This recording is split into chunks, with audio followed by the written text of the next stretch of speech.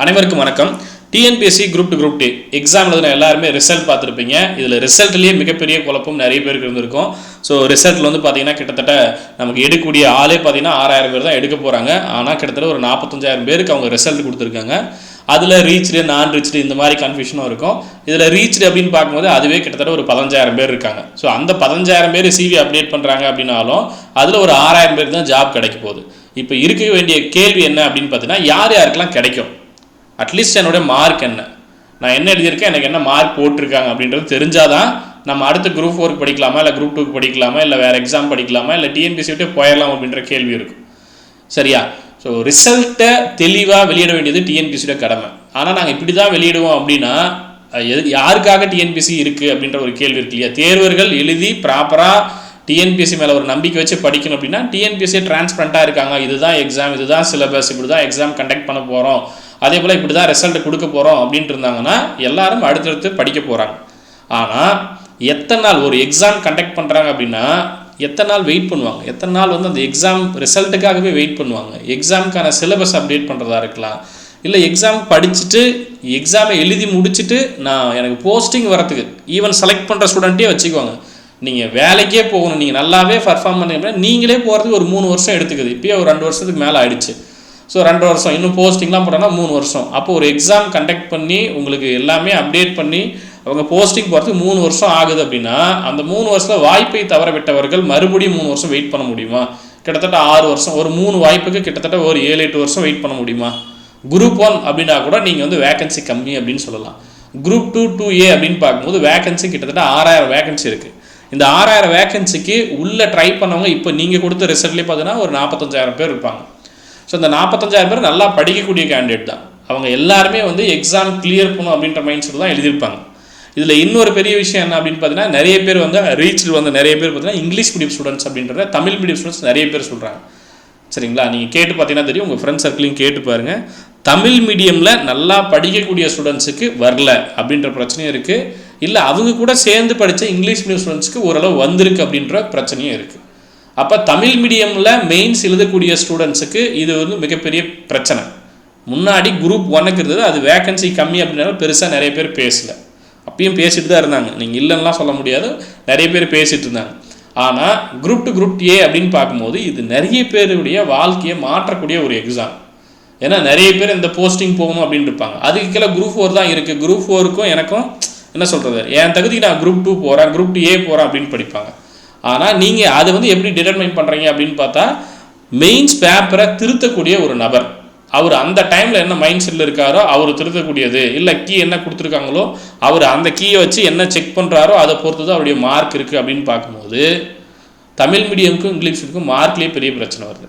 அப்புறம் திருத்தனுடைய மைண்ட் செட்டை பொறுத்து தான் எனக்கு போஸ்டிங் கிடைக்கும் அப்படின்னா அது அப்போ படிக்கக்கூடிய தேர்வரை பொறுத்து இல்லவே இல்லை அப்படின்னும் போது எதுக்கு படிக்கும் அப்படின்ற ஒரு கேள்வி கேட்குறாங்க இல்லையா? அதுக்கு என்ன நம்ம பதில் சொல்ல போகிறோம்? ஸோ குரூப் 2 2A மெயின்ஸ் எழுதுகிறோம் அப்படின்னும் போது அது முழுக்க நான் எழுதியிருக்கேன் அப்படின்னா எனக்கான மார்க் வர மாதிரி இருந்தால் பிரச்சனையே இல்லை. பேப்பர் திருத்தக்கூடிய நபரை பொறுத்தும் இருக்குது. அது மட்டும் இல்லாமல் இது எக்ஸாம் ரிசல்ட் வரதுக்கு ரொம்ப டைம் எடுத்துக்கிறாங்க அப்படின்னும் போது நான் எத்தனை நாள் வெயிட் பண்ண முடியும்? அப்படியே வெயிட் பண்ணிட்டாலும் எனக்கு பேப்பர் கிடைக்காது. நான் என்ன எழுதியிருக்கேன், எனக்கு என்ன மார்க் போட்டிருக்காங்க அப்படின்றது இப்போ கிடைக்காது. இவங்களுக்கு எல்லாம் போஸ்டிங் போன பிறகு தான் பேப்பர் கிடைக்கும். அப்படி தான் இன்றைக்கு வரைக்கும் இருக்குது. ஸோ எல்லாருக்கும் போஸ்டிங் போட்டாங்க அப்படின்னா அதுக்கப்புறம் என்னோடய பேப்பரை வாங்கி நான் பார்த்து எனக்கு என்ன மார்க் இருக்குது, ஏன் வந்து நான் தப்பு பண்ணியிருக்கேன் அப்படின்னு தெரிஞ்சுக்கலாம்.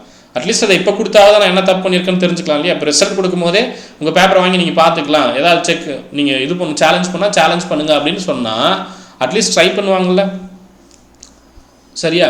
கண்டிப்பாக ட்ரை பண்ணுவாங்க. உங்கள் மார்க்கை அட்லீஸ்ட் மார்க் பேப்பர் கூட கொஞ்சம் டைம் எடுத்து கூட கொடுங்க, நாங்கள் வந்து அதை ப்ராசஸ் பண்ணோம், நிறைய பேர் இருக்கீங்க அப்படின்னா.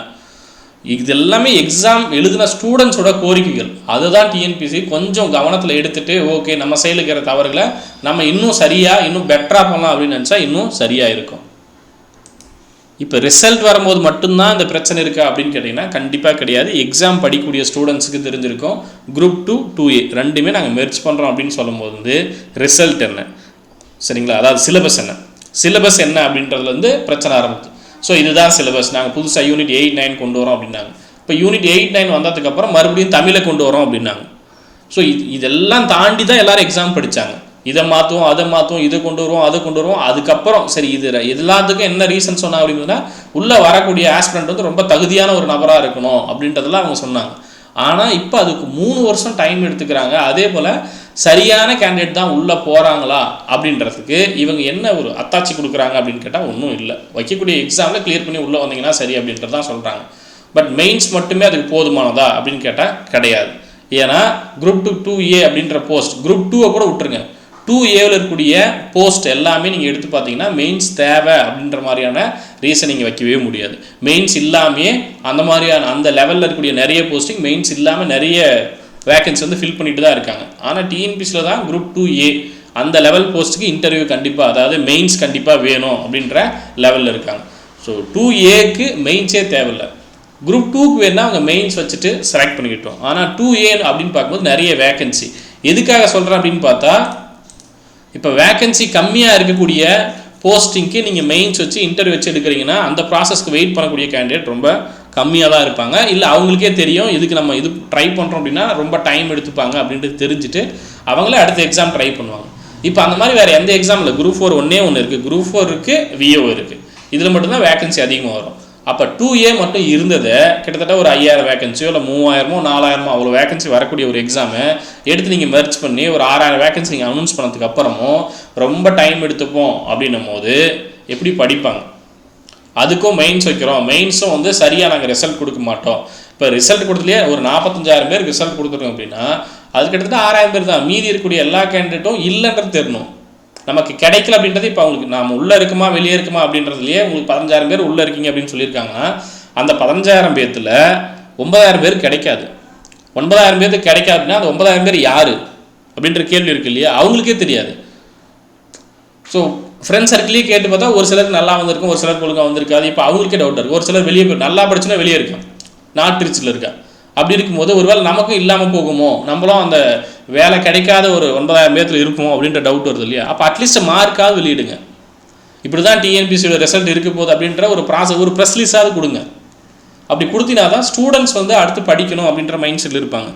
இல்லை நாங்கள் இப்படி தான் ப்ராசஸ் கொண்டு போவோம் அப்படின்னா அதையாவது தெளிவாக சொன்னீங்கன்னா பரவாயில்ல, எப்படி ரிசல்ட் இருக்கும். இல்லை ஆஸ்பிரண்ட்டுக்கு நீங்கள் சப்போர்ட் பண்ணுற மாதிரி பண்ணினா தான் அவங்களும் வந்து ப்ராப்பராக ஒர்க் பண்ணி அடுத்தடுத்து எக்ஸாம் படித்து ப்ராப்பராக கொண்டு போவாங்க. அதே போல் ரொம்ப முக்கியமான விஷயம் தமிழ் மீடியம், இங்கிலீஷ் மீடியம். இந்த 2A போஸ்ட்டுக்கு ட்ரை பண்ணுறவங்க நிறைய பேர் வந்து தமிழ் மீடியம். இதில் வேறு தமிழ் தகுதி தேர்வுன்னு ஒன்று வைக்கிறோம், அப்புறம் வந்து தமிழ் தகுதி தேர்வு கிளியர் பண்ணணும், தமிழ் வந்து ரொம்ப அவசியம் அப்படின்லாம் சொல்லி பேசுகிறோம். ஆனால் தமிழில் வந்து பேப்பரை வந்து ஃபில் பண்ணி கொடுக்கக்கூடிய ஸ்டூடெண்ட்டை பார்த்தா எப்படி வந்து திருத்துறாங்க அப்படின்றது உங்களுக்கே தெரியும். நீங்களே வந்து ஸ்டூடெண்ட்ஸோட கமெண்ட்லாம் கீழே படித்து பார்த்தீங்கன்னா தெரியும். தமிழ் மீடியம் ஸ்டூடெண்ட்ஸ் இருந்தீங்கன்னா உங்களுடைய கருத்துக்களை நீங்கள் எழுதுறது எப்படி இருக்குது, உங்களுக்கு என்ன ரிசல்ட் வந்துருக்குன்னா கீழே கமெண்டில் மென்ஷன் பண்ணுங்கள், தெரிஞ்சிருக்கும். ஏற்கனவே நிறைய பிரச்சனை இதில் இருக்குது. தமிழ் மீடியம் பேப்பர் ஃபில் பண்ணுறாங்க அப்படின்னா அதுக்கான மார்க் போடக்கூடிய லெவலும், அதே போல் இங்கிலீஷ் மீடியமில் ஃபில் பண்ணுறாங்க அதுக்கு மார்க் போடக்கூடிய லெவலும் வேறு மாதிரி இருக்குது. இது எக்ஸாமில் அனுபவப்பட்டவங்களுக்கு தெரியும். இல்லை சார் எல்லாருமே சும்மா சொல்கிறாங்க அப்படின்னா எல்லாருமேலாம் சும்மா சொல்ல மாட்டாங்க. பாதிக்கப்பட்டவர்கள் நிறைய பேர் இருக்காங்க தான் இந்த வாதம் வருது. சரி, அப்படி இருக்கும்போது அதையும் டிஎன்பிஎஸ்சி கருத்தில் எடுத்துக்கணும். கீ கொடுக்குறோம் அதை வச்சு மட்டும் தான் திருத்துறோம் அப்படின்னா இங்கிலீஷ் மீடியம் மார்க் அதிகமாகவும் இல்லை தமிழ் மீடியம் மார்க் கம்மியாகவும் வருமா? இல்லை தமிழ் மீடியம் பார்த்தா சும்மா கதை எழுதுற மாதிரி தருதா? தமிழ் மீடியம் ஒருவேளை நீங்கள் படிக்கிறதுக்கு வந்து சினிமா ஸ்டோரி எழுதுகிற மாதிரி இருக்குதோ தமிழ் எழுதுறது?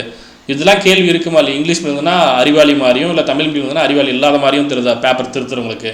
இல்லை இல்லையா?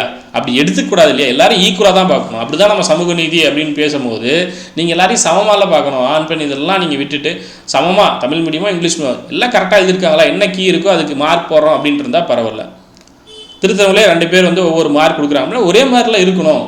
ஏன் மாறுது? அது ஆவரேஜ் பண்ணி போகிறோம் அப்படின்னா ஒருத்தர் அதிகமாக ஒருத்தர் ரொம்ப கம்மியாகவும் போட்டால் அது ஆவரேஜ் பண்ணி என்ன பிரயோஜனம் அப்படின்ற கேள்வி இருக்குது இல்லையா? ஸோ அரசாங்கமே மக்களுக்காக தான் இருக்குது, மக்களுக்கு சப்போர்ட் பண்ணுற மாதிரி தான் அரசாங்கமும் இருக்கணும்.